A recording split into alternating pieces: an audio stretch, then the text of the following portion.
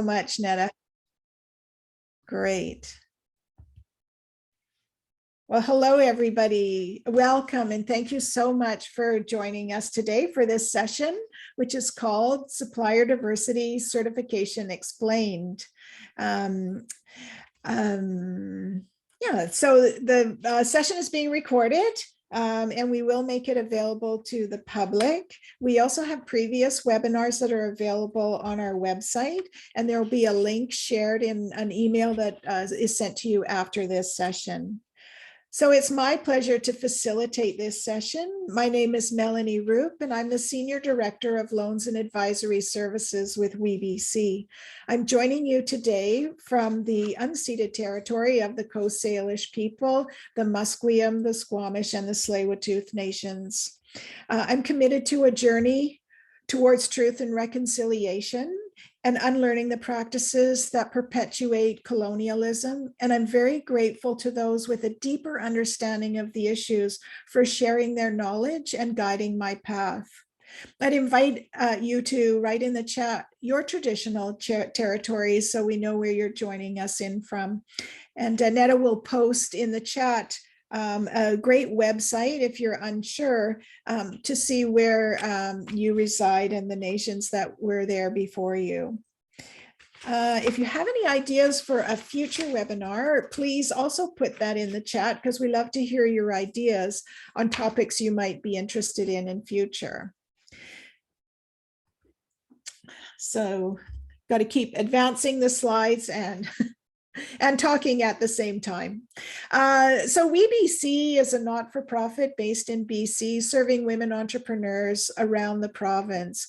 We have pillars of services that we offer on an ongoing basis with our loans program, providing loans for startups and growth up to $150,000.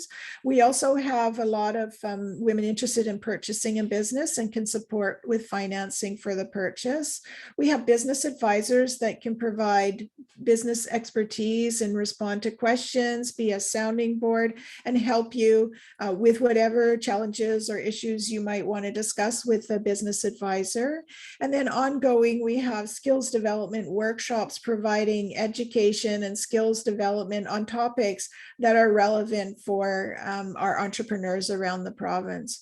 We also offer a mentoring program, and we do both one-on-one mentoring matches as well as peer mentoring groups, which have been really beneficial for entrepreneurs to connect with other entrepreneurs for networking and business connections. And then an all-around supportive community supporting the women entrepreneurs in many different ways. So today we're talking about supplier diversity, and I'm really delighted to welcome our panelists today who are experts in working with supplier diversity day in and day out. So first is Liana Gito. She is the Supplier Diversity Advisor with Business Development Bank, or BDC. Also on our panel is Stephanie Fontaine, the Regional Director for the US and Canada of WeConnect International. And thirdly, I'm pleased to include Miasa McGuire, who is the owner and founder of Flip Productions. She's also our entrepreneur in residence with WeBC, working directly with women who are interested in getting certified as a woman-owned business. So I'll call on each of you to give a brief introduction of your work and your organization, and I'll start with Liana. Hi, everybody. It's a pleasure to be here with all of you today and also with the amazing panelists that I'm with today. So like I said, I'm Liana Gito. I'm a Supplier Diversity Advisor at BDC. I'm part of the BDC procurement team who oversees buying goods and services across the organization. And as you may know, BDC is a Crown corporation with the mandate to provide financing and consulting services to small, medium-sized Canadian entrepreneurs. So I'm excited to talk to everybody today about diversification and supplier and certification, sorry. Wonderful, Liana. We're delighted to have you here. Stephanie, welcome. Well, thank you. I'm just so pleased to be here with all of you and to be part of this great opportunity of having a much needed conversation. So I always love opportunities to build awareness for supplier diversity and certification. So I am a regional director with We Connect International, and We Connect International is a global network that connects women-owned businesses to qualified buyers around the world. So our mission is one that is really simple to understand, and it's this: we help to drive money into the hands of women business owners by enabling them to compete in the global marketplace. And we do that in three ways. So assess all around the world, because we are a global organization. We recruit women-owned businesses and assess their readiness to do business with large supply chains. Second, we educate. So whether in person or virtual, we offer capability building and learning activities throughout the year. And then third, and probably most importantly for a lot of the women in our network, is we facilitate matches between the buyers and the sellers. So there's a lot more to it than that, but I'll leave that as my introduction. And thank you for having me. Thank you, Stephanie. We're delighted that you're here. And Nyasa. Hi, everyone. My name is Nyasa McGuire, and I am the owner of Flip Productions. I bought Flip Productions in 2013 and became certified as a woman-owned business with We Connect International and WeBC Canada 4 years ago. A couple of years ago, WeBC asked me to join them as an entrepreneur in residence to help other women-owned businesses look at the possibility of becoming certified. Great, welcome, Nyasa, and we love working with you. Thank you for working with us. Okay, so we're going to get into some questions and a discussion to learn more about supplier diversity. So, Stephanie, if we can start with you, please. What is supplier diversity? Right, great question to begin with. So supplier diversity is based on the concept that small and medium enterprises of diverse ownership add value to large organizations and to the economy in general by creating these mutually beneficial relationships. But in practice, supplier diversity centers on creating opportunities and access for traditionally underrepresented suppliers, and to introduce them into the large corporate and public procurement organizations. So supplier diversity programs offer, and I'll speak to women-owned businesses here because that's what we represent, but supplier diversity programs offer women-owned businesses the opportunity to grow through accessing new or expanding supply chains. And these programs, they often have a supplier development component for the businesses to build capacity and to be able to bid on increasingly larger contracts in the future. And I think, I mean, I realize that's a lot of information, just trying to put it in a nutshell, I guess, for the audience here. But I also want to touch on what supplier diversity is not, because I think that's as important a part of the definition. It's that supplier diversity is not a free pass. It's a market access opportunity, and it's expected that any supplier would meet or exceed the requirements of the procurement activity at hand. That's a wonderful summary. So market access to corporate and government companies for your product and services. Well, great. Let's move into Liana with BDC. Why is it important for BDC to have a supplier diversity program? And how does BDC supplier diversity program work?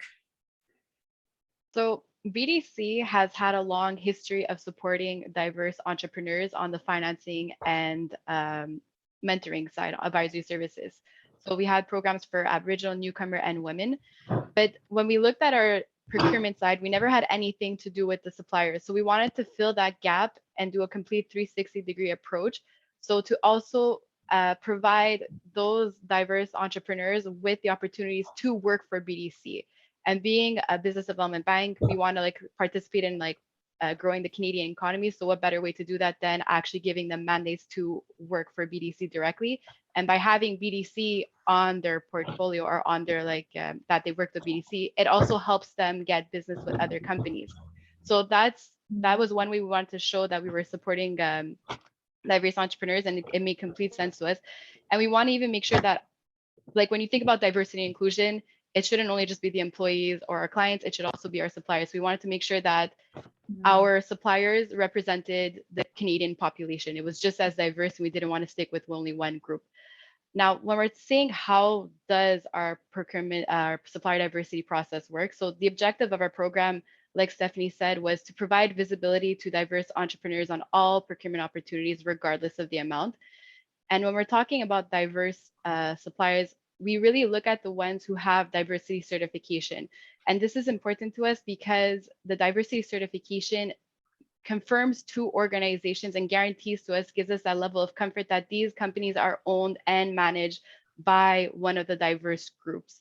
So it's very important that they have this, and we do often ask for it because we want to guarantee that we're not just giving it to someone that says they're diverse, but in reality they're not. So it's really important for us for diverse certification. So I hope that answers the Yeah, no, question. that's very helpful. So you're relying on organizations like We Connect International to do the certification so that when when people approach you, you know that they are certified from a diverse group, and you know that you are diversifying who you're buying. Exactly, because they do the proper due diligence, whereas for us, it makes it a lot more of a guarantee and a comfort for us.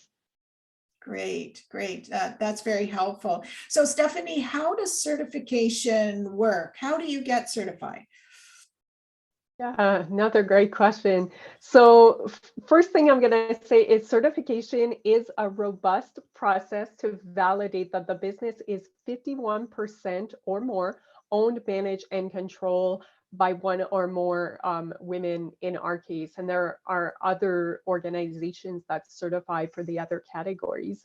But as Leanna said, the certification provides the guarantee to the corporations that a business is who they say they are, and it gives them a confidence to report on their targets or their progress, whether that's internal or external, whatever they've decided to do. The certification is done through an application process, and it involves 4 key components. So first, a questionnaire to answer questions about yourself and your business. Secondly, you must provide supporting documentation and upload it to the secure portal. And then there is a requirement of payment of a certification fee. And then the last and 4th component of that is having a virtual interview with one of our assessors. Now, we certify sole proprietorships, partnerships, as well as incorporated businesses. And the question we get most often, so I'm just going to say it here, is there a minimum requirement for revenue in order to become certified? And while there is not, we always recommend that you have been in business for 2 years, and that's because the type of financial documents that we require will likely be available to a business that has been around for 2 years, but it's not like a hard requirement.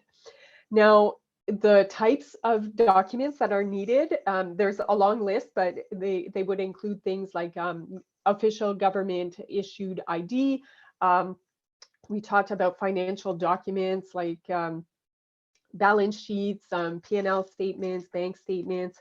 You will also be asked for your resume, an org chart, lease agreement, and I'm not going to go on because there is a list available on our website if you want to see it, but there's a lot of documents. When you meet the requirements, our certification team will grant you a certificate with a unique number, and that will be valid for 1 year. Now, also important to know that certifications must be renewed and paid for on an annual basis.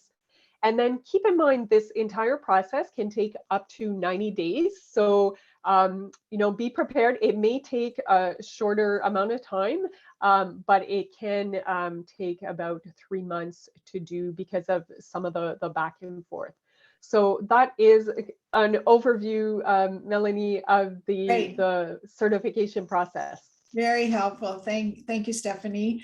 Nyasa, so you have been through the process as a business owner, and I wonder if you can share, how long have you been certified?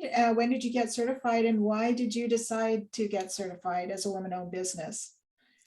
So to echo Stephanie's outline of the process, I've been certified for 4 years with WeConnect, and with WeConnect, every 4th year, you have to go through the whole process again. So I can totally say, yep, I did all of those steps last month. So I am now recertified. Congratulations. So like I said, I've been certified for 4 years. What happened when I bought my business in 2013 was my existing customer base at that time was primarily in oil and gas and resources. And less than a year after I bought the business, the price of oil bottomed out. So my customers disappeared. Wow. So I was desperate to find new markets, and I had been doing most of my marketing in trade shows, which is fine. But what I was learning was that I wasn't reaching the right decision makers at those shows. So when I discovered that there was a way to pitch my product directly to corporate buyers who had decision-making powers, or who knew who I could talk to, that was a revelation. It was just like, oh my gosh, what is this magical power? Perfect. So I went through the process of certification, which was just as Stephanie said, and it was actually very simple because I have an accountant who looks after all my financial paperwork, and I had all my ducks in a row to start with. And everything was very clearly explained, so I knew what I had to do ahead of time. One other thing I did before I got certified was I went to an event. I went to a national conference, and I talked to other women business owners about their experiences, and that really helped me understand what I was getting into. And so it was really a no-brainer for me to get certified then at that point. It's been great for me, and I would highly recommend it to other business owners who feel like they can grow their business in this way. Excellent. That's a great overview. Lots of good points there for others to consider. So for all of you, bringing you back into the conversation, I have a question. Are all supplier diversity programs only for businesses who can fill large orders? And what about small businesses that can't operate on a large scale? Jump right in. So maybe I'll start on this one. Sure. There's a common misconception that large organizations will only purchase from other large organizations. It's really not the case. So I can tell you this from BDC's side. So like when we looked at our transactions back in 2019, we saw that on average, 93% were under 25,000 and 99% was under 100,000. So this is why I say, like, don't be afraid to talk to the larger businesses. There are opportunities. We do have smaller mandates, and that's a great way for the large organizations to get to know you. And it's also opportunities that can help you grow your business and that you can work with us. So do not be afraid to approach us, I would say. Yeah, that's really great to know. Thanks for that, Liana. Stephanie or Nyasa? Comments? I would say, sure. Oh, go ahead. My experience has been that large organizations also have regional operations that need products and services as well. And that's my experience has been working with regional offices or locations where they don't need a large delivery. And so a small business like mine can easily deliver on those orders. That's good to know. Stephanie? Yeah, great answers from the both of you. And I would say that a misconception sometimes is that supplier diversity is only in manufacturing where there's huge, large scale orders. And that is not the case, as you're all hearing here at this event. I think the smaller businesses need to keep in mind that as part of supplier diversity programs, the buyers may specifically portion out a category or a subcategory in order to give an opportunity to a smaller business. So that happens. And an example of this could be like a training engagement for one department of the corporation, or in the manufacturing side, it could be having shelf space in one store to begin with. And smaller businesses can think of these things as pilot projects in a way. And the other thing I want to mention is there's often opportunities for the small suppliers to work or to become subcontractors to the larger suppliers, and you will meet them as you are part of these communities and networking, whether it's in person or virtual. And an example of this could be, a large managed service provider that, as Niasa said, hires a local firm to service a city or a region. And in most cases, the corporations will still want you to have the certification because they're able to count it as part of a tier 2 program. So still very important to be certified. Yeah, that's excellent input. And are there advantages beyond to getting certified beyond opening doors to these supplier diversity programs? Yeah, so I would say absolutely. The first time I went to a conference, I was overwhelmed by the feeling of belonging. I mean, here were hundreds of women who were the same as me, and I'm a solo entrepreneur in a male-dominated industry. So this was like eye-opening that here were all kinds of connections to all networks in possibilities for education, for financial help, for social connections. And we've already talked about some of the things like making connections where you could be a tier 2 supplier, where corporations want to help you build capacity. All of these things are over and above just getting that meeting with that corporate buyer. That's great. That's I can imagine the feeling walking into a room with all those women. And Stephanie, anything to add that you've seen? Yes, well, I can certainly speak to what the women-owned businesses report back to us. And the number one, as Niasa said, is the networking. So the being part of a community of like-minded women entrepreneurs who are targeting supply chain, that's very highly rated because it's different than being in a community where maybe the entrepreneurs are targeting B2C. So it's having that supply chain thing in common.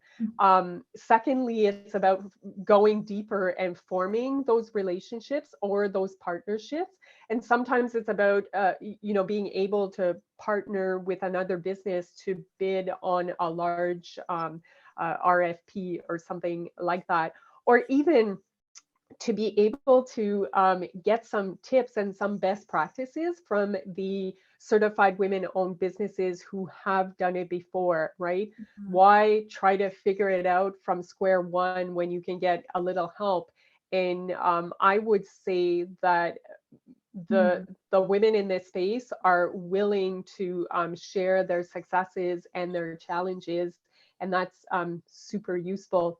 And then third, really quick, is the brand building opportunities, which is different than capacity building, but brand building opportunities would include things like being part of content that we've written, like a blog or an interview, or being in one of our videos, or being a speaker at a conference, or even having these exclusive opportunities that are only available to certified businesses. And these can include mentorship programs or grants or awards. So there really is like so much more to this than just the procurement piece.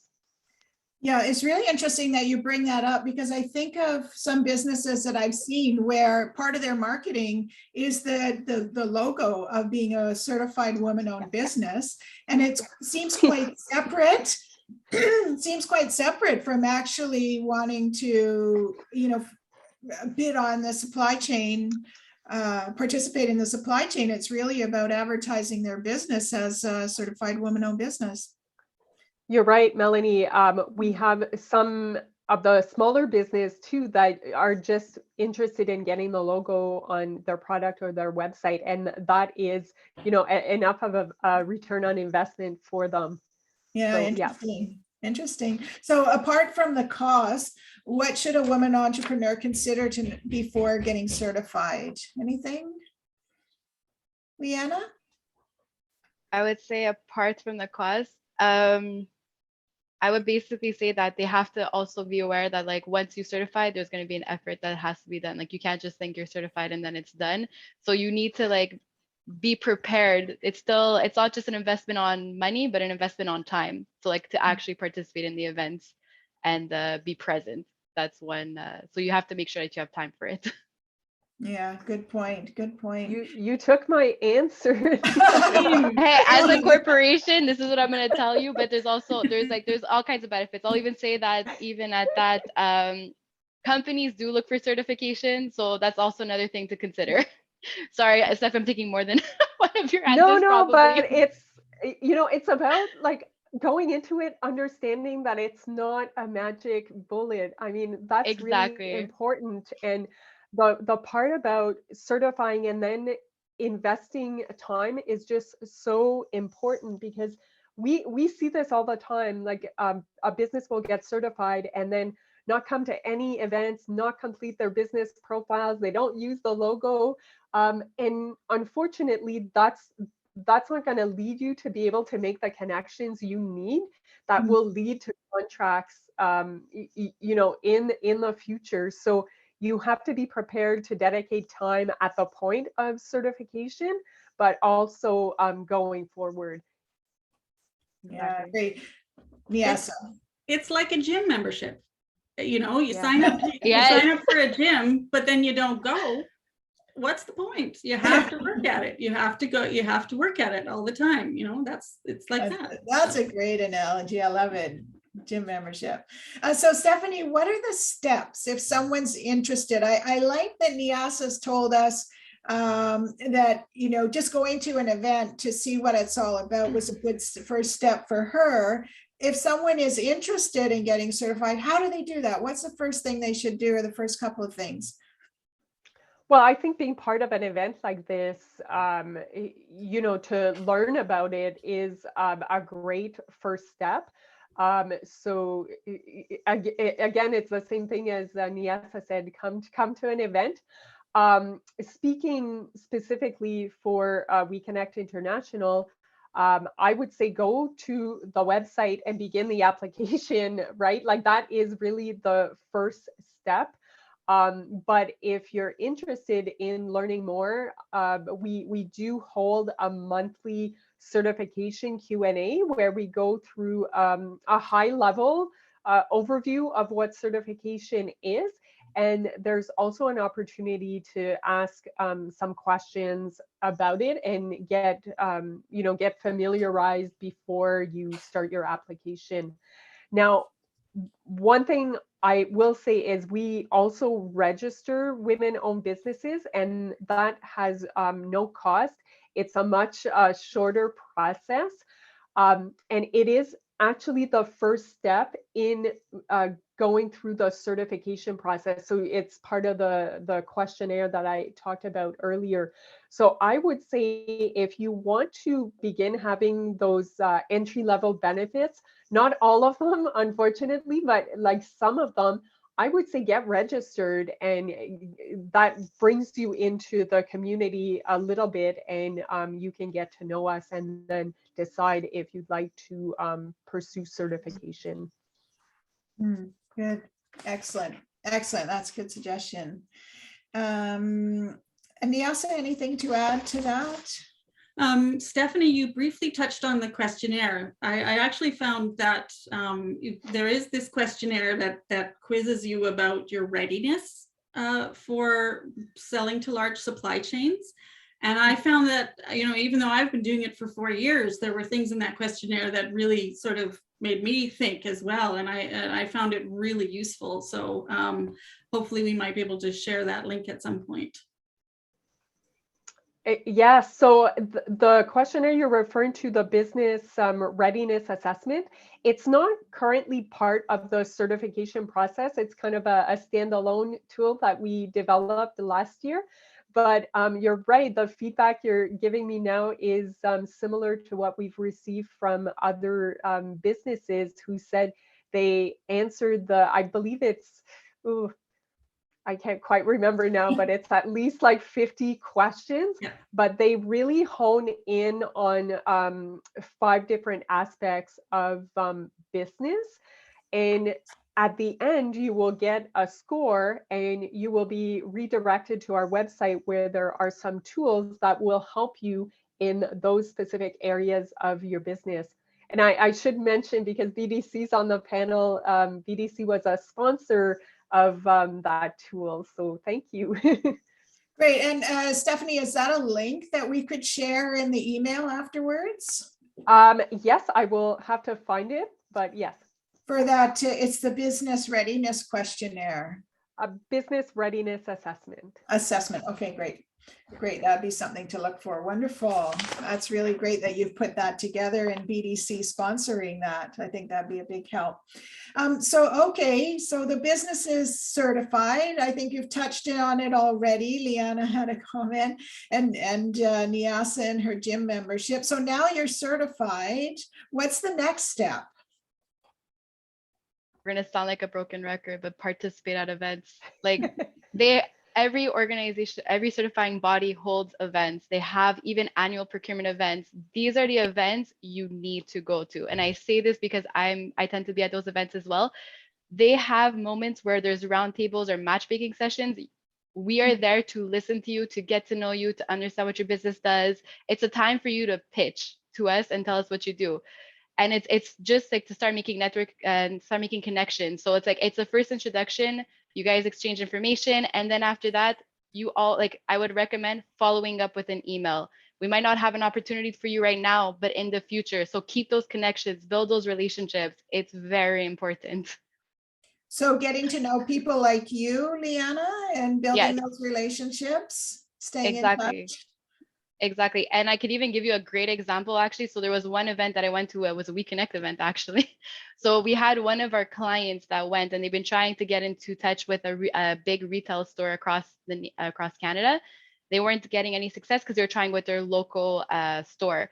And then when they came to this event, they met the actual procurement director who manages the purchasing for all of their stores. So that was a great way for them to make that connection and really start actual real discussions to see what they can do. So that's why I'm saying it's important, go to these events. Well, I think the point that you're highlighting there is the entrepreneur was able to meet with a decision maker. Exactly. Whereas prior they were dealing with people who were not decision makers, and so they weren't really getting anywhere. Exactly. Yeah, that's great. And any comments, Stephanie, Niasa, anything to add? Well, so I'm going to just speak a little bit about what it's like being a certified woman-owned business in BC. We have an additional challenge here in BC because most of the buyers and most of the events happen in Eastern Canada. And so that means that the investment of time is also an investment of money, because you pretty much always have to travel for in-person events to Eastern Canada or Eastern US, depending on what event you're going to go to. The last 2 years have been great because the events have been virtual. So there has been a much better opportunity for those of us in the West to have equal opportunities, except for, you know, the occasional very early meeting because of time zones. But there's always this consideration that we have to travel further and spend a little more money and take a little longer to attend these events. Now, for everybody who attends an event, there's the after. As any marketing professional will tell you, and Leanna touched on this, you have to follow up, follow up, follow up. So you've traveled to an event, you've spent the time traveling, you've spent time at the event, you've come home. Now you have this list of people you must follow up with, because that's the whole point. All of this, it goes back to that gym membership time investment that you have to be prepared to make.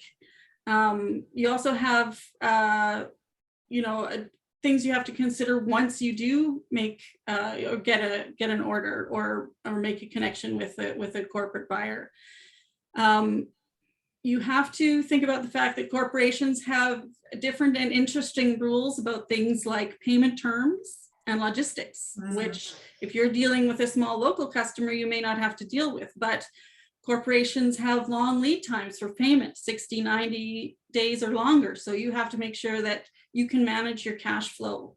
You have to learn about or get help with things like logistics, because large corporate buyers can have rules about when and where things can get delivered and how they get, you know, if you're shipping to the US cleared to customs. All of these things are all things you have to take the time and understand. And often there's lots of help out there to help you do that, but it's all an investment in time. And, you know, it is worth it, because those of us who can handle nice, large, juicy corporate orders are very happy to take them, but it takes a long time to get there. That's great insight, Nyasa. Thanks for adding that on. It's important to know what happens after the certification, and really what are you getting into, and is that something that you're willing to commit to? Leanna, I'm curious, what does BDC do to increase procurement from diverse suppliers? So what we did, so we usually have like our procurement directives that we have to follow. So what we did was we incorporated diversity into our procurement processes. So usually, like, depending on the threshold, we said we would like to invite a procurement, a diverse supplier, or there's cases where under a certain threshold, we can always go single sourcing. So we recommend to go directly with a diverse supplier. So that's one of the things we did in order to ensure that diverse suppliers are provided with the visibility on our procurement processes. We've also had our procurement team actively participate in roundtables, because, like we said, they're the decision makers. So it's not just me who usually goes to these events. We also have, and thanks for the virtual events as well, it gave us more flexibility, because we can't always have all of our team going to buy that plane ticket to go to Toronto. But so we actually, thankfully, to the virtual events, we had more participation from our procurement team to even meet these diverse suppliers themselves and like listen to them, because it is really groundbreaking when you actually, we all have this misconception that it's always these small entrepreneurs, but in cases, like, sometimes you're surprised and like they're not just small entrepreneurs and they could do a lot more. So we've also done that. We've had opportunities as well where during the pandemic where we had to buy masks, or we needed to do or like maintenance and repair services. So what we did was we decided to only invite diverse to those opportunities. So those are other steps that we did. So we kind of like we're more strategic on our approach and saying like, hey, we know there's a lot of diverse suppliers in this area. Let's just go with diverse. So those are the steps that we did, and we're being more proactive in the sense that we're trying to understand like what is the business looking for, and then how we can make a difference. So we're taking more of a proactive approach. Excellent, excellent. And I have to ask the question, since we're out here in BC, you know, do you come out here? Do you participate in events out here? What sort of activity can we see in BC? So I've actually never been to BC. So now I'm gonna tell Stephanie to do one event there, so I have a reason to fly down. Because no, we never actually, because I have to, like Niesa said, most of the events I found have been more in Toronto, Okay. and I'm from Montreal, but we need to get to know, like we need to get to know more around Canada to see like the different suppliers. So I agree with Niesa, if we could have events, Stephanie in BC, that'd be great. Yeah, Let's Stephanie, that work would on be that and great. see what we can come up with. I'm sure there's a demand out here. It's great. No pressure. No pressure. So Niasa, I'm curious, what other certifying bodies are out there for women business owners, and why did you choose the one you're certified with? So I'm actually certified with two, We Connect International and WeBC Canada. Both organizations certify women-owned businesses in Canada. You can also be certified depending on your personal circumstances if you are LGBTQ or if you are an Aboriginal or a person of color. I think there are a couple of other ones out there too that are currently out of mind. But the way I decided to certify with both of my options because of the corporate buyers who are members of those organizations. And I looked at the list of corporate buyers for each organization and decided I wanted to be able to pitch to those corporate buyers. And that's how I advise other women business owners to decide, especially if they also qualify for other certifications as well, is look at your corporate buyer options. And are these companies you want to pitch your product or service to? There's one other factor that you should take into consideration, and that is what are the affiliations that you might be able to take advantage of? And We Connect International gives you the opportunity to also pitch to US corporations, which is huge. And the same if you are certified with CAMC, you have access to is it NDM? Sorry, Stephanie, help me out with this one. NMSDC. Thank you. What's CAMC? We need the acronym. We need to know what that is. What's CAMC? Do you know? Is it Canadian Aboriginal and Minority Supplier Council? Yes. Yeah. Yes. Yeah. Okay. And then the other acronym was ND. The National Minority NMS Minority. Boy, I have to write it down, but it's the equivalent of CAMC in the US. I can see. Okay. Yes. And each and NMSDC and WeBank in the US for women and business owners have over 300 corporate buyers in their memberships. So national conferences for those organizations give you an unbelievable opportunity to pitch your business or service.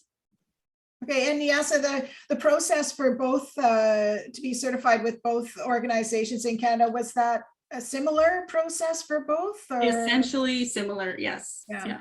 Same information that they required? Yes, exactly. Yeah.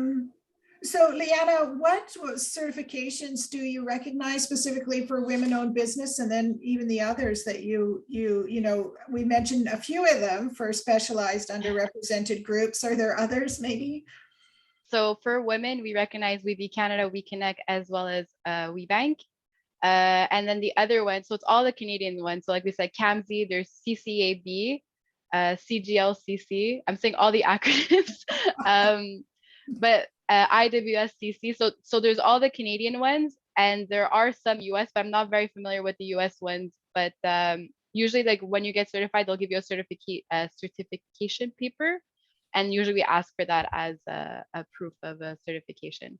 I'm not sure if I'm missing any, if Stephanie, but like it's all of the Canadian ones, and there are as well some US ones. It's actually, there is a list on bdc.ca of the ones we have.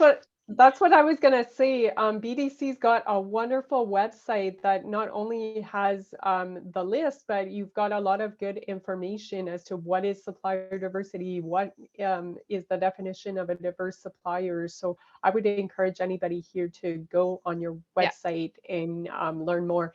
And I have to say, register in the portal. I was about to say, you're Yes. doing the marketing for me now. So I was about to say, so bdc.ca/supplier, there is a registration button. It's big, beautiful red. Even if you're already a supplier, go register. If you're not a supplier, go register. It asks you all kinds of questions about your company and who you are and what group you belong to. So go register. Our procurement department does take that list whenever we have procurement opportunities, and we see if we can invite any of you guys to those procurement opportunities. And like Stephanie said, there is a lot of information. And if ever you guys have questions, you can always contact me on LinkedIn. I'll be more than happy to answer.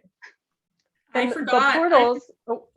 I forgot about portals. I forgot to mention portals in Yeah. the what happens after certification. That's Yes, they're huge super. thing. So Yeah, we do. no, go ahead. I was gonna mention it as well. So Well, yeah, because I'm like, BDC does have our own portal, but like there are other companies as well. So if you go on their websites, there's always places to register, and that's how we get to know suppliers. So yes, we go to those events to meet you guys, but it's also important to register.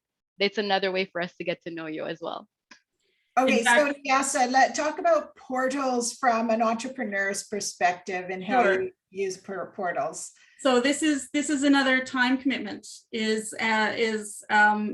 Every corporate or almost all corporates that have supplier diversity programs have portals. These are websites where they want suppliers to register and input all of their business information and also any of their certifications, so that buyers can then go in and ensure that this particular supplier has the correct certifications for their supplier diversity programs when they go and make those contracts.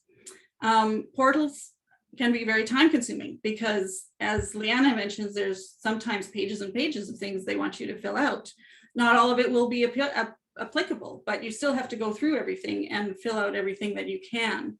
And almost now what I've discovered in the last couple of years is almost all corporate representatives or procurement professionals want you to have registered already before you meet with them, so that you're already in their system in case they decide to want to pursue further. And I'm going to just add, information is key. So Yes. if you register, it gives us all the information we need. So it's really important for us.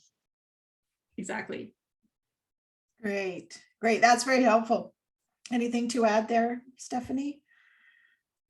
no, I just wanted to make sure that we did bring up portals. And I would say, like, if you go to the We Connect International website, you'll see that we have 160 corporate members.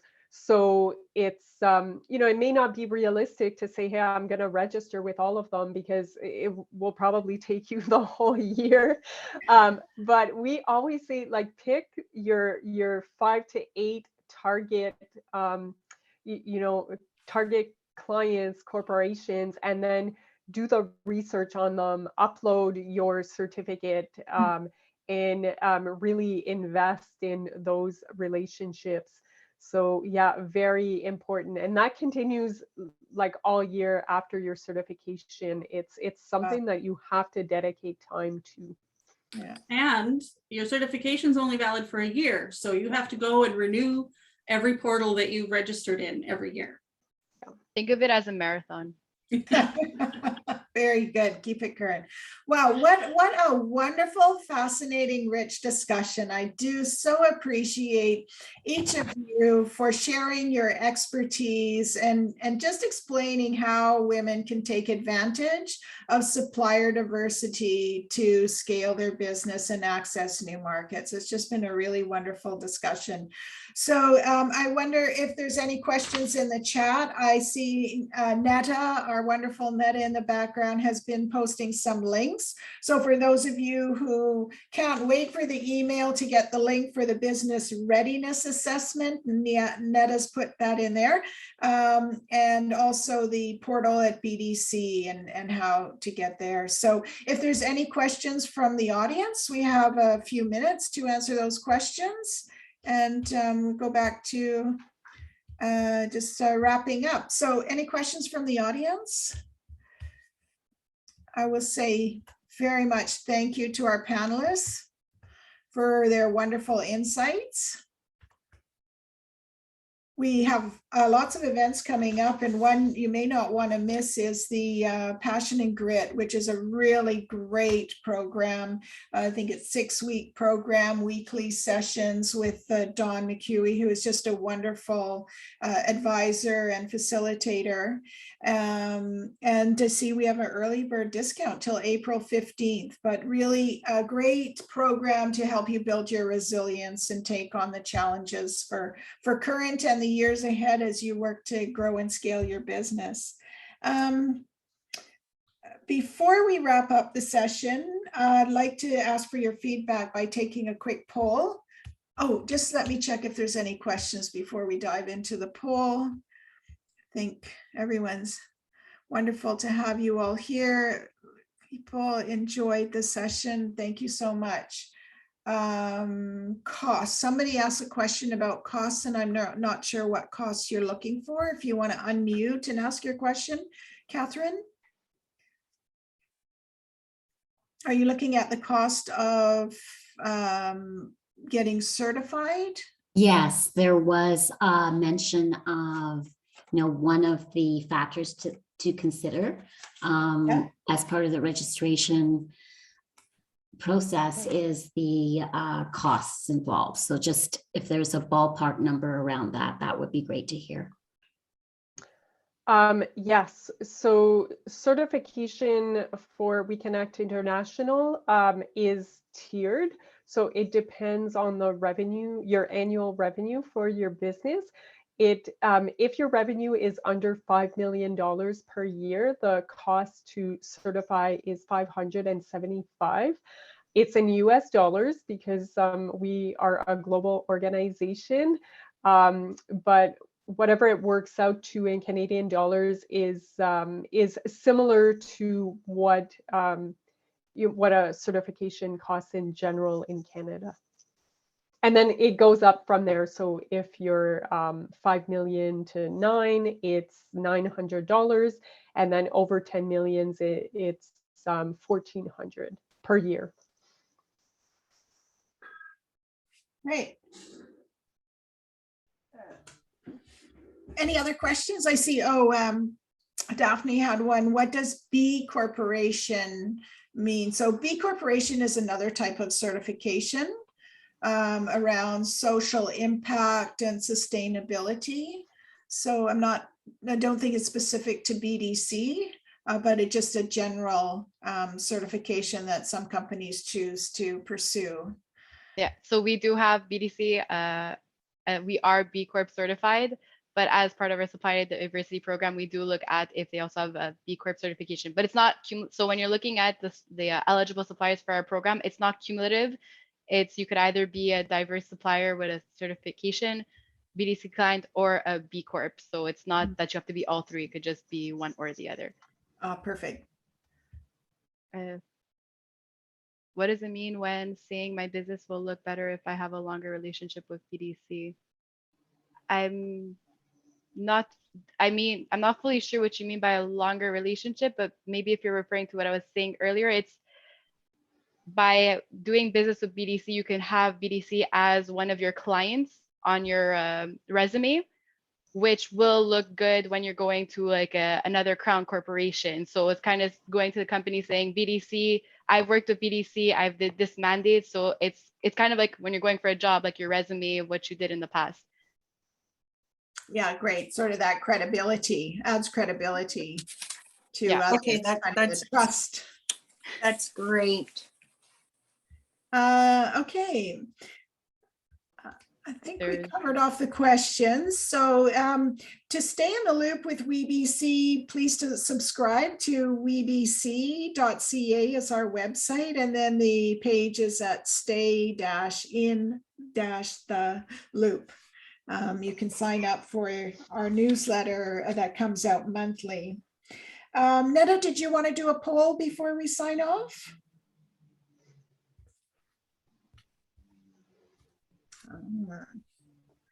All right, if you take a few minutes to answer the questions, that would be really appreciated.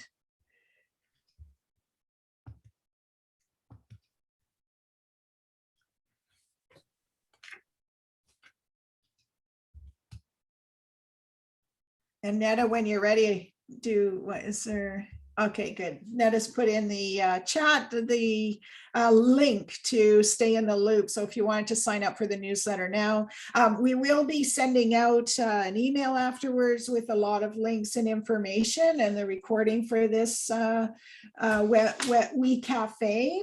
And if you're interested in exploring supplier diversity more, we do have Nyasa, who would be happy to speak with anyone specifically about your business and how supplier diversity program might be beneficial to your business and your growth plans. Nyasa also attends, I think, all of the national events, and so she can be someone familiar there, and through WeBC can perhaps work with you and help you get ready, and let you know how to prepare and what things to look for. And think, you know, you're not alone. You would have a familiar face there. And Nyasa's put her email into the chat, nyasa@we-bc.ca. So please reach out to her with any questions you might have. All right. Thank you so much, everybody. Remember, you're in business for yourself, not by yourself. If there's anything else that WeBC can help you with, please reach out to us, and you can ask to speak with one of our experienced business advisors if there's some other areas that you'd like for help. As well, we have our loan program and lots of programs for education and skills training. So have a wonderful day, everybody. Thank you. And look to see you at another event in the future. And thank you so much again to our panelists. It's really great for you to share your insights. We really appreciate it. And we look forward to having an event out here in person with Leanna and Stephanie to join Nyasa and I out here in BC. Thank you so much, everybody. Thanks. Thank Bye-bye. you. Bye-bye. Bye.